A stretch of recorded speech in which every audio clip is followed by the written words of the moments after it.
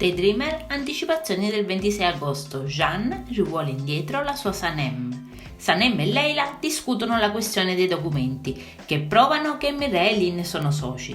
Leila è dispiaciuta per aver tradito la sorella e informa Sanem che sarà proprio Mirre a rivelare tutta la verità a Jeanne. Sanem sa bene che questo non avverrà, pertanto lascia il documento alla sorella, dicendole che non ne ha più bisogno e che non vuole più far parte delle loro menzogne, e decisa più che mai consegna la lettera di licenziamento a Jeanne.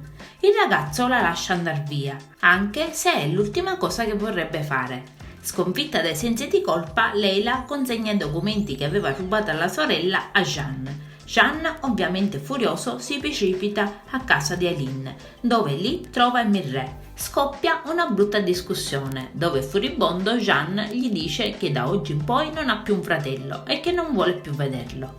Ora per Jeanne è tutto chiaro, Sanem è stata solo una vittima di Mirre. L'unico bugiardo in questa storia è suo fratello, l'unico che l'ha tradito è suo fratello. Jeanne va agli scogli, il posto in cui si incontrava con Sanem, e lì la trova a piangere disperata.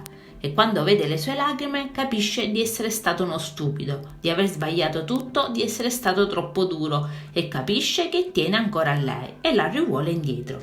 Il giorno dopo si presenta al suo negozio e con la scusa che ha ancora un grosso debito da pagare le dice che non può licenziarsi. In più aiuta Sanem con i clienti in negozio improvvisandosi commesso. Alla fine comunque Jeanne riesce a convincerla e Sanem accetta di ritornare a lavorare in agenzia.